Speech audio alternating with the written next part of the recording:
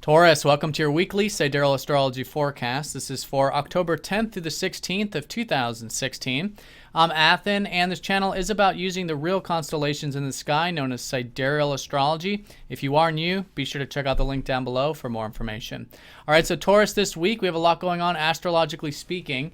We've got a full moon taking place over the weekend, Saturday and Sunday, suggesting that this week is a sort of culminating week.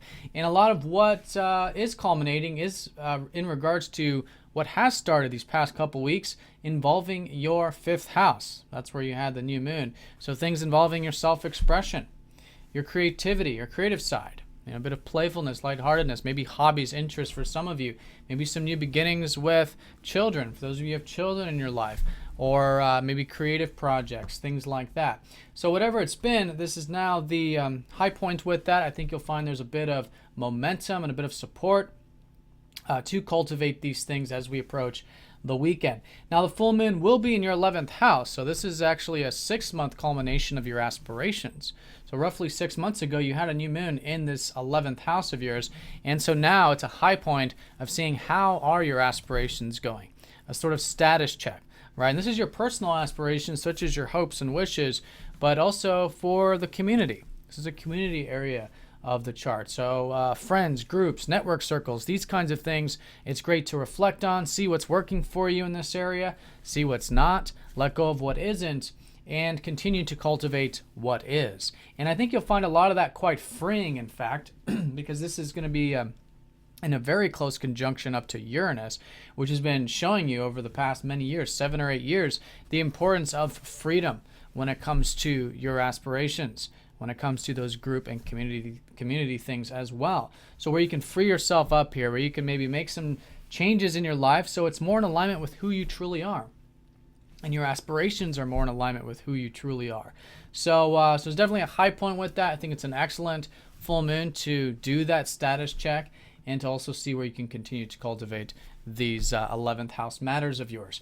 Now let's go and look at the beginning of this week as we approach that full moon.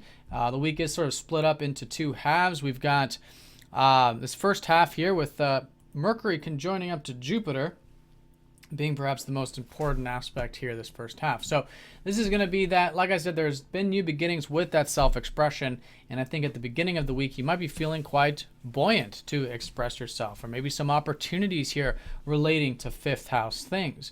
And Mercury does rule your second and your fifth house, so maybe some insider possibilities with the financial material stuff is certainly possible this first half, and the fifth house as well. So Mercury is going to be forming some other aspects the second half of the week, which are a bit more uncomfortable for Mercury, but I do want to mention that particularly here around Tuesday, there is this buoyant energy and perhaps some new beginnings with those areas that I mentioned. Now Venus, your ruler, will be trending up to Chiron, so maybe at the beginning of the week, maybe feeling a bit rejuvenated, a bit healed, and just all in all, I think being open to healing, which can come easy, can help you feel quite refreshed. Now Mars is going to be sextiling up to Neptune as well, stacking up all these easy aspects, and this has been Mars in your 8th house helping you really get deeper lately. So it's still a great time if you're motivated to get deep in life, whether it's with relationships such as through intimacy, whether it's with yourself such as through transformation and healing and spirituality, and all in all just with life. Just connecting to life on that deeper level can be very motivating for you right now at the moment. So with this aspect, you could be feeling perhaps easygoing about this. It could flow. There's a bit of openness, and I think it's just an opening to get deeper.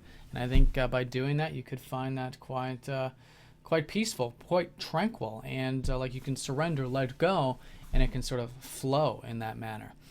All right, so that's the first half. Let's go and look at these aspects with Mercury. Like I said, he's going to be forming these more harsher aspects the second half of the week. Basically, he's going to be squaring up to Mars and up to Pluto going into the weekend. So this is from that 8th house. I think it's great to see how you can express yourself and cultivate these things that are important to you, that you're cultivating, but at the same time, be real, be deep, And that's the challenge of the 5th and the 8th house. They're very different. This one's just passion and inspiration, and this one's the deeper side of life, which is more hidden and harder to bring up to the surface and express. But if you can find that balance and that integration of how you can express yourself in deep and meaningful ways, and perhaps see the lighter side of the deeper aspects of life, then I think that's a great way of working with this square. Do bring extra attention here on the relationships the second half, since Mars does rule your 7th, particularly when it comes to communication in those relationships. Give everything a bit of a space, step back a bit.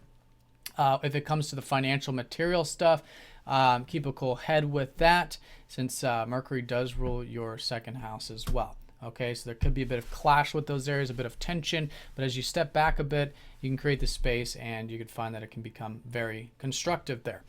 All right, and what's nice about that is Mercury will be sextiling up to Saturn on a minor note, so you could be, again, feeling a bit constructive, like building towards these interests or this exciting stuff or this passionate stuff with the 5th house, whatever it is tangibly, maybe even 2 with the financial stuff, taking things one step at a time, nice and slowly, which is that Saturn.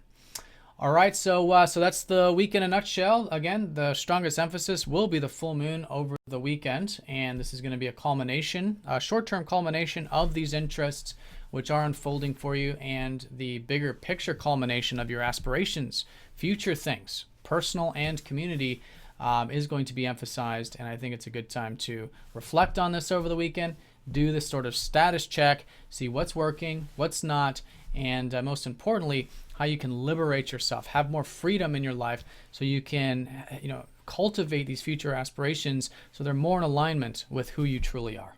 All right, so Taurus, have a fantastic week. Thank you for watching, and I'll see you next week.